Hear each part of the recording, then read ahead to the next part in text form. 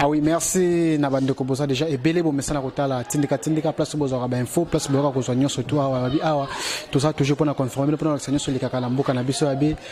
Après moi malade, après moi mon matata tout songeli mikolo de retour avec force tout solo là. Makabra que tali mboka bo que non de ce côté kozala l'Assemblée nationale wala makamutali président a ya IDPS mo mbilinga kota ki metili lo toza kozala ka révolution ya dossier appelé le ko lo babwe. Ministre ya budget azala qui benga qui na Assemblée nationale pour na question orale tebite ceux qui sont négocier pendenge ni tout moi déjà makambo eza ko kede mabe état de droit ba plainte sur plainte to so ma solo wana tout ça déjà na mettre Lulu Bomesana déjà ko mona e awa to solo na ma solo ebele o etali mboka. Bonjour maître Lulu. Bonjour Ndego Stupira et puis bonjour na ba internautes nyonso. Merci aussi na ba réaction bazalaka nango na tanga yango na tanga même na boya su ko réagir mais na tanga merci quand même l'encouragement na bino. So moninga na mabe pesa nga reproche ezate so moninga na mabe comme on dirait professeur atangi sango bani pesa nga ba makamo même père na de fait père na biso akamo merci mingi na bino merci na ba encouragement na bino so erreur ya li erreur za to ko bongisa na ba recommandation na bino bato mso alinga osenga ba numéro abenga ko benga eza malamu mais ko benga faut appeler likambatina ko benga epa ya Stupira a transmettre un message na kozwa yango na place ko finga ka eza malamu te. Maître Luto son solo Italie a clôturé ko de mikolo yo dossier Jean-Marc Kabound tout le monde déjà côté babi c'est comme si ba utiliser qui député à ML Sozana la moka c'est comme ça bi Jean-Jacques Mamba jouer kaka juste rôle ya Jidas pour na ko sacrifier Kabound mais tout le monde complication pe simité famille politique pe télé mais arrive no pesima mbabo dossier na évolution so ndenge neta ke mutamibe ko zo mona ndenge ni par rapport ya dossier Jean-Marc Kabound. Bon, il y a un aspect qui est dans le dossier à Kabound. Premier aspect, l'aspect purement politique. L'aspect politique, Nini. Que Jean-Marc Kabound ne pouvait compter que na soutien à la coalition. Ceux qui coalition est sincère. Or, coalition est sincère et pas à Batounioso. Mais sincère et pas Jean-Marc Kabound. Et Zali sincère et pas Jean-Marc Kabound. Parce que même coalition est à Jean-Marc Kabound. Pour la prise de position, au moins même au niveau IDPS, à la prise de position, au moins même dans le dossier où il y a Vital Kamerhe, à la prise de position, il va comprendre guité. Il y a beaucoup de makamboanate, beaucoup de justice, beaucoup de makamboanate. On est à Soukawana, à quelques suspendre de mouton à l'Obaïka, Nengeya Lubaki. Et puis, et pas nani ba lié na yé, babanga Jean-Marc Kabound Makasi. Souvenez-vous, c'était lui qui avait dit que jour aller au Panzana. Jour hier à démissionner, toujours hier à Kolongwa. Baba ini neuzani. Coalition ko kufa ko nanger. Siko ba ko moni ba mo ko nanger maître nanger banini wana. Ah mutu moko soka za na problème politiquement ba soutenir yete. Ata bo sengi ba député, eza la coalition, eza ba député à parti politique o yaye, eza député à coalition cash, ya cash. Même ba député o bazali ko créer majorité na niveau ya coalition na bango basala ki wana. Ce qui est libre vote moko que vote vote secret. Que ba kino tcha papier mo boye bolingi Jean-Marc en tout cas risque à attendre 7 personnes qui va soutenir. Là c'est honnêtement pani parce que prise de position na ye na ndenge na ye azalaka na bango yango ne sala ke ba banga ye. Na ko banga te parce que ya bangisa bango na ma prise de position na ye. Ils ont prise de position babi wa memaka moto makele na bokila pas memaka moto makele na zamba te. Sinon bani ba osani ni ba okima. Donc voilà Jean-Marc Kabound politiquement. Ah moto a tchaka ba désordre était qui a tchaka ba désordre mais ah élément moko boye imprévisible na ba réaction. Tchaka mal à l'aise pas. Ah il est to bengi siko mal à l'aise. Vous comprenez voilà politiquement. Mais juridiquement il pouvait bien se tenir na ba règlement d'ordre intérieur. Il a déjà donné un aspect. Je pose la question à une institution au Parlement, Assemblée nationale. Comment vous devez oublier que les lots, les 12, beaucoup de la lettre les 13. Vous comprenez? Vous signifiez que lettre les 12, mais Nada Kishasa fait les 13. Donc ça dit que vous en avance. Vous comprenez l'avance en gros. Alors si tel était le cas, et que Jean-Marc Kabound a la que lettre a réceptionné les 12, mais a fait à Kishasa les 13. Ce qui y a en haut déjà, il y a déjà problème. Bien que. Et aussi, selon le règlement d'ordre intérieur, il faut que, à la visée 2 jours, 48 heures, ceux qui 48 heures demandent, on a la notification, il y a pétition. Mais Babi Kazaleki atteint après 48 heures. Ça aussi, c'est un problème.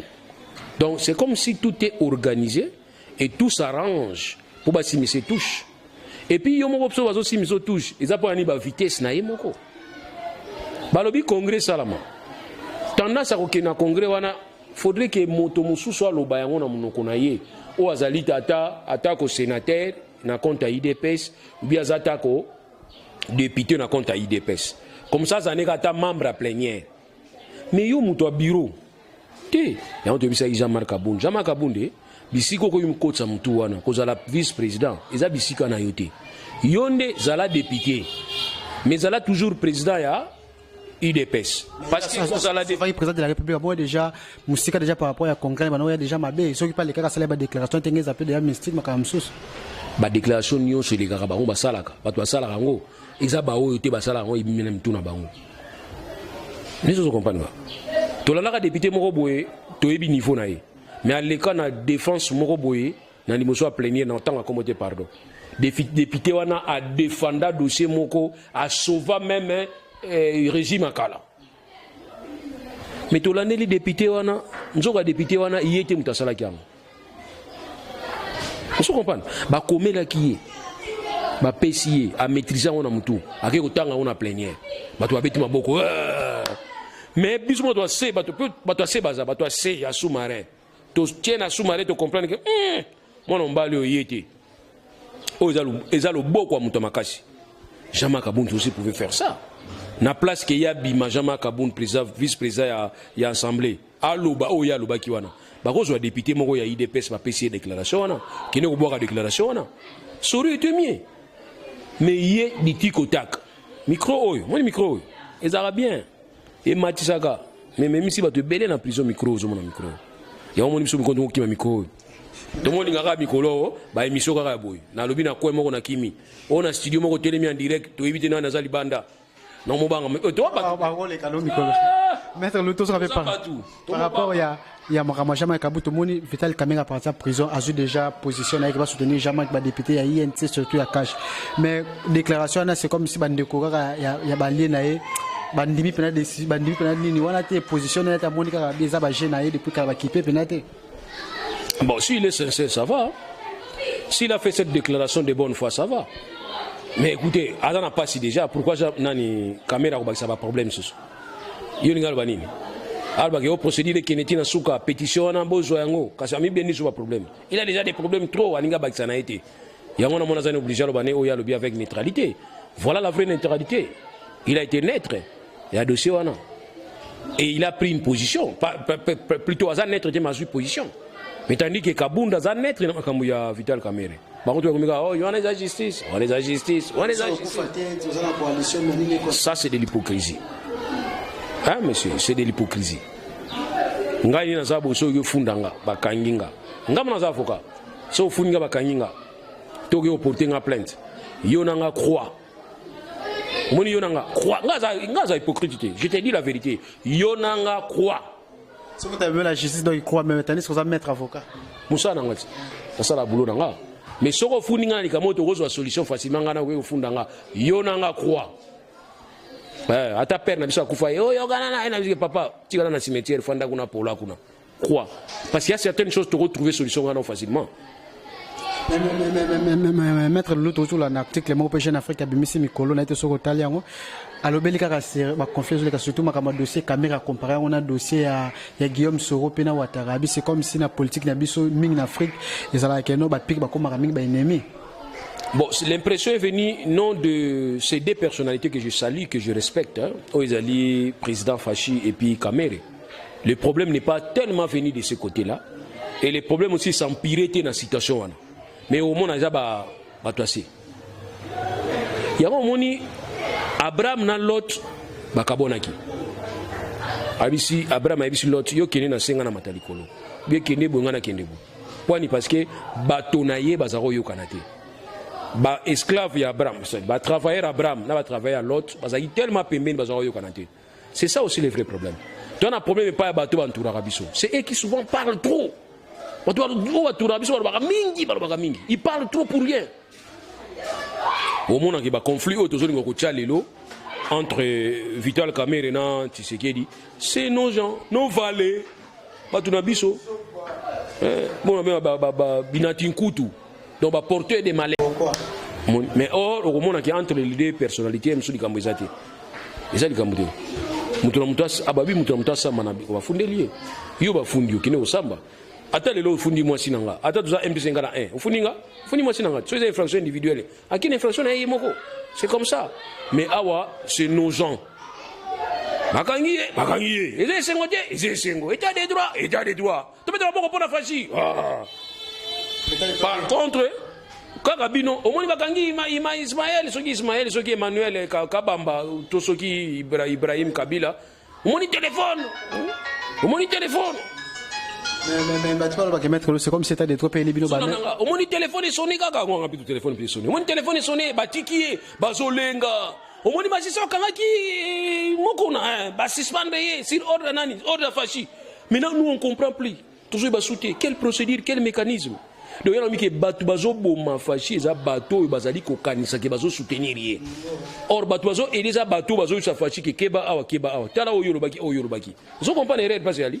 Donc on ne peut pas commencer à associer les chefs de l'État na makama mkemke. C'est ainsi moi je voudrais to élargir gamme ya poursuite. Tout celui qui passe à la télévision soit disant soutenir le chef de l'État na makama lukuta bokanga penayi. Parce que ça aussi ça ko bébi sa chef de l'État réputation na quand il va dire que le chef de l'État mutabengaki Abengi général Songo, général Songo Zolenga, chef d'État Benga Gangelier. Ça c'est pas comme tout dans la télévision. Ça vous demande bien non? Bon on a panier côté on a basket panier côté c'est peli. Nous aussi ça valait la chef de l'État. Chef d'État ne peut pas intervenir même qui a intervenu même ceux qui ont solo pas intervenir qui pour batikaï. Alors il faut l'exposer comme ça. Pourquoi exposer chef de l'État? Il y a des que toi des droits à que outrage à chef de l'État ils ont fingaï. Outrage à chef de l'État, quand tu passes à la télévision, dire des bêtises. Par exemple, on a une mission. Enfin, dit, bon, moni nenga gangeli kuna, to moni, maman nangaye, oyo, to kene kota fanatisme, état fanatique, to kene kota mabe.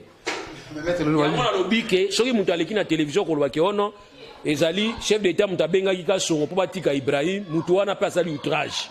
Parce que ça a diminué le chef de l'État. Le chef de l'État ne peut pas se rabaisser à niveau de Sekuna avec le Benga Batika Moutou. Non, outrage, tu élargis le gamme. Tu es un élément, non? Élément infraction. N'importe quoi, le chef de l'État a un policier, avec sa policier qui tire Moutou Kangi. C'est la normalité. Vous aussi, ça fallait le chef de l'État. Nous, on ne peut pas permettre ça. Il y a un que gamme ou il y a une infraction, tu as aidé Bino. Quand quelqu'un passe à la télévision, dit des bêtises, dans le chef de l'État, s'il faut l'arrêter, il faut l'arrêter. Tant que mutu akeko loba bêtise na sens pas comme ça chef de l'État mais chef de l'État na poto yépe mutu na pe bokanga yépe ça mutu azali ko bébi sa réputation chef de l'État.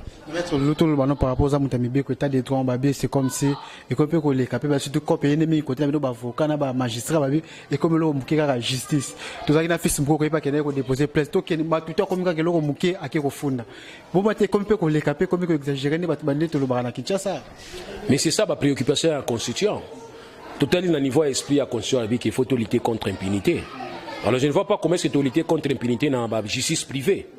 Donc à ce moment-là, c'est surtout sur la parquet, sur la cause de tribunauté, c'est ça le problème. Donc si vous avez un problème dans le monde, vous mettez une solution, eh bien, qui est au bout d'un na CPI na 4 mairie, ou bien vous na Sheraton na parc à Gombe, ici. Donc voilà. Ce pour Monique mais la citation directe, ok, on a la citation directe nayo, on prépare les éléments nayo. Donc ici je trouve que il y a un problème. Mais la lingité va kangaka batu mingi, il y a un état de droit. Ça c'est autre chose. Mais kanga batu na procédure au juge, au justice na biso prévoir, ça c'est un état de droit. Vous comprenez? Parce que nous avons un droit qui est normatif et procédural. Il y a des normes, il y a la procédure. On ne peut pas aller au-delà de la procédure. Nous avons le voir la télévision. Abimini banda beko bokangi batu ba okangaye en civil effectivement qu'on appelle ils appellent na gauche bokene na droite bokene na gauche finalement bokene na bureau à l'état siko ngana ko tuna bino question bokanga ki na papier ni parce que nul ne peut être interpellé les loko ya yebité nul ne peut être interpellé sans procédure kokanga mutu faut procédure faut justification balobi ki arrestation eza exception liberté eza principe aluyo kanga mutu o expliquer té bokangi ono aleki na télévision azako finga kingandi yango to yokanga ye ok bokangi na documenti na habilité de service est-ce que habilité de service yokanga mutu habilité de service kanga mutu dia sauf un mandat. Donc il faudrait que tant que policier qui t'a kokanga mutu azana mandat na yi mandat et outil na parquet signé par les procureurs. Wana ne état de droit. Mais ceux qui ga oh bino ni bokina ba baisse na bino oh baisse ni na mona na baisse moko. Kanga mutu no so bouger. Wana baisse va passer par police. Arrêtez toute personne qui bouge. Ah wana so bakangio lukuta. Je suis allé na bureau moko na tout na OPJ. Ala lisi mutu na kasho. Na tuni OPJ ala lisi mutu na kasho pesa nga numéro de dossier. On a na fongo na zu numéro de dossier. Dans la Congo. Et ça, vous voulez me dire qu'ils ont l'état de droit? Non, c'est tout autre chose, pas l'état de droit. L'état de droit, tout le monde a été avec beaucoup de qui a parqué après quelques temps, les mêmes PK, par rapport à dossier aux avocats actuels, tout le monde a les mêmes dossiers, comme le dossier, ils ont même kaka. Ah, dégonanga. Bon, par rapport à évêque Moukou na makamba viol tu vois que non la kisi ba preuve bani ba mema qui na parquet après quelque temps makala babi mais aux avocats actuels Eliane babi les mêmes peu makampe les kage pour Eliane mais tout le monde n'est pas ni c'est comme si et le comment il marchait dans on va pas état de droit. Bon na niveau là n'a pas sa confiance c'est pas justice na biso mais na ça beaucoup plus réservé pour batu ba lobby pe trop batu ba leli pe mingi ko ba ke pour nini a ba sala ki boité c'est votre droit. Et là, on a permis une intervention opiniocratie. Opiniocratie, c'est un système politique où il y a l'opinion et le peuple, il y a prise en considération pour permettre à ce que décider à la décision qui est les dirigeants. Donc c'est bien né, qu'on s'est mis tout dans ma question. Quand tu as mis tout dans ma question, on a les gens qui ont dit, vite, on a coupé belé, tout ça débat. Ronaldo na Messi na zana mbongo belé tout ça débat. Mais aujourd'hui comme pour nani procédure o na kingandi procédure o na kingandi té. Ce que nous voulons avoir na Congo et Panabiso une justice qui élève la nation, c'est la bonne administration de justice et aussi c'est cette justice qui doit être objective et cette justice doit être distributive. Donc ceux qui n'a qu'à en tout cas papa n'a pas répondre té. Mais n'a pas que boza la tranquille. Tokindara pas ba hôpital na ba hôpital tokindara mutamta maladi nae batu musuna coronavirus ba mela ki se uti na Madagascar ba obika batu musuna coronavirus ba mela chloroquine ba obika batu musuna mela sinda batu musuna ba mela mai netinga na mela mai pona coronavirus na ba mai na boy publicité na kangi boy pona coronavirus na ba mai c'était même pas confirmé en mai hein confirmé pour la mai eza protocole. En tout cas, Maître Loulou Toro qui est malin même par rapport à... La question c'est comme si c'est compliqué pour procéder avocat aux avocats actuels, il y a Madame Eliette. Je suis dans les dossiers, moi je réserve. Moi je suis comme ça. Et puis réserve pour je ne peux pas commencer à juger notre justice dans le dossier où on a dans Nakati. Le dossier est peut-être compliqué, avocat monsieur Basundoli sinon dossier est compliqué. Dossier est compliqué, ça dit quoi?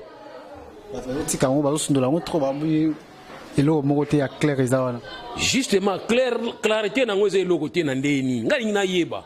Parce que si on a yeba, on répondre bien. Si on pose une question, on flou, on peut sa réponse. Donc il faut tout dans une question claire pour une réponse claire. Clarité, il y a un dossier zani. Il y a des gens qui comprennent, pardon. C'est la maîtrise de la mettre. Ah mais non. Voilà maintenant qu'il y a face tout ça dans on a qui ne le bagaté dans dossier. Toi une phase moto benga institution secrète, toi une phase moko inquisitoriale. Je ne peux pas me permettre na déontologie on a za nango. Il y a sika. To bité qu'il y a sika to ya kala. En tout cas on a na yebi. Pour na pe mutangi na tangisa. Je ne peux pas na tangisa bana na ngai makamususu on a zo sala mususu. Ngai na yebi que dossier so na parquet munu kuzaka okangama. Ngana yebi que ce dossier à client, il faut appeler ma réserve. J'ai des réserves. Donc j'aurai le temps de parler dans le tribunal. Nanto komi onati. Soto komi le besoin tribunal ndena kuzoba pièce ngana zanango. Ba élément ngana zanango. Na o parquet ko yanango. Partie civile, to batami si ma parquet. To bani ko kineso malembe. Je ne peux pas me permettre de sabino que oh ça boy, ba sala ki boy te, ah ba ça te. Ba monsieur la maître le ba to be ba ke za det dossier mo za novelas mutu tozo le kala maître avocat ko master ba nini. Te ngala bablo ko la ninga kota bablo ko. Yango moni nazo ngami ko lobela. Yo mto tuinga d'ailleurs question ngo. Tu viens de poser la question par rapport à ces dossiers, mais je vous dis que c'est un dossier où on a une réserve. Réserve dans le sens que na obo ya dossier te na landiango, na olandango tina suka, na mutaksuka. Donc na lina zo échec na ngana maboko mena suka. To na lina zo victoire na ngana maboko mena suka. Mina penga moto wana kata collectif, to ze belé na kati. Ngana za na rôle na ngana jouer. Rapporter les uzalanga, na yipsi bino déjà. Tant que on a niveau tribunal, rapporter les uzalanga. donc ça dit oh les gars kuna zande ni ngana telemina ya bibino ke wa bato ba enregistrer bon enregistrer nga na fingote na lobelote mais on ngana lobela yo ya pete yango esalo pasi ko lega vino mobimba je suis un avocat je sais comment emballer question monsieur zanini oh yé pas ko manquer yo to yebo ko funda na pendenge baninga susu osuka peka kane mchezo suka na avocat na tema sa banzetete omoni place lo bobaka baluba bazaba orgueil muluba za orgueil te muluba azalaka orgueil te o mabino ko comprendre baluba te muluba problème na yali nini so azala mbona ye to amayele na ye alingate bato musuba sakana ye c'est ça muluba yango benga muluba orgueil muluba za orgueil te donc voilà comment ngana za moi je suis paysan avocat na tema sa banzete o benga avocat prêt à parquer non so na longa na pas na kina na cabinet so za na besoin na tu viens chez moi na cabinet to fandi pe moi malili ya muke pesa yo ya kuna ti moi malili moi muke moi secret pour meni secret oui na yoki yo oui après na bani ko sala musana nga voilà ngana ça mais oh bazolo ka succès novelas ba o basana sa banzete o za ka poleki boy ngam zum zona kana bo na le kana parquer na sa dossier nga papa bobundi ngadi nini oh nini o ko funda mutu wabi o longwa tika bilo kapambo ki ne ba cabinet bolo ba cabinet bo sangana non bo sangana te ba cabinet bo sada te moi ko futa il y a des locales où ils ont la valeur à $30 $40 il y en a que moi je suis pas comme ça moi mon problème na sala musana nga ndenge ba tangisa biso na ndenge na tangisa ka dossier au bozana bino tranquille et ça dossier on a peki to pekisi pe client a qui n'intelligent ko lobaka pa pamba te to ebisa tika to lobana niveau te to lobana niveau tribunal mutu ana posa ayo ka soka za na réseau to na tort et ça tribunal et ça ba réseaux sociaux te ya ba journaliste te vous comprenez botika est tranquille na yoki sango ke ali yaki mbongo donc yo li mbongo mutu ozo continuer procédure quand na mbongo mutu apesio et en plus mo pesa respect pas batu quand même non et ya te soki biso to na toi tu as parti adverse ya pasteur bo bana ko tangine na mabe musu ya sali na musu ya salite yebisanga bobike o ba pesi mbongo donc so bozo finga pasteur bo bisi pasteur a komi computer swinga pena passer na utsepa na ngote bo pesa e respect ezate ko za na dossier liboso parquet to ke na justice point ni akabola biso justice pesa na rôle musu social a jouer na mboka yana biki boza la tranquille bo pesa confiance na justice na biso bo tika client na biso za tranquille to kabola te koto yo ndoki koto yo mutu malamu te na se a neto za na se biso nyoso mutu malamu azate ya malamu aza biso tout ba sumuki mais je commence mal comprendre et awa ba tie ba démon awa ba tie ba ange pour nani biso tout aux autres botika est tranquille botika ba dossier o ezala tranquille botika ba magistrat tranquille botika parquet tranquille to landa dossier malembe tozo a solution makelelo ici là et rien de novelage rien de comparable na dossier mukuna rien de ce qui je ne sais pas quoi c'est un dossier judiciaire botika tranquille na ba oyo nyonso bazala ki liboso na biso baza pe ba bazana ba raison na bango. Je ne peux pas justifier na attaquer bango. Bazana ba raison na bango fondamentale au nazo respecter. Et aussi nazo pesa bango pe merci na ne bazo comprendre biso ke biso pe to ko hériter musala o bango babandaki sans diversité, sans qui ennemi. Non. Vous comprenez? Bana Kishasa, bana Poto, vous allez tranquille. L'importance est que toi qui ne ko dramatiser, toi qui ne ko diaboliser bateau.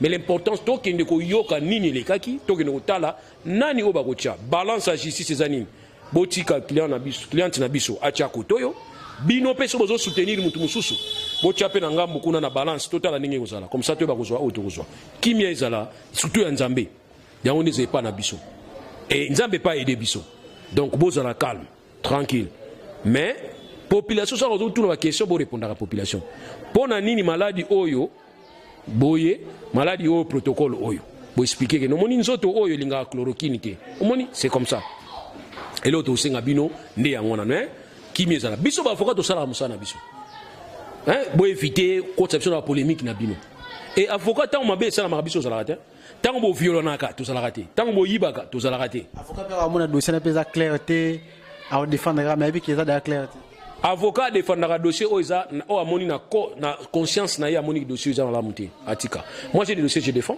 o musuna défendra ezata mais ba dossier neti ba dossier oyo ezata ki ozo défendre le dossier opo ange akoma démon akoma ange te ozo défendre poto yeba nini ezalaka nini lekaki c'est ce que nous voulons souci de yangwana mais oyo komi avocat défendre dossier bo komi si avocat on mimi na mona on peut ba OPJ olandi mutu moko ozo défendre muyibi on ah maître na yo pozo défendre muyibi oyo et là ça avocat yo nani OPJ c'est la jour oba kanga yo nde muyibi nde kobenganga parce que tobaki alamba mpe abengaka avocat.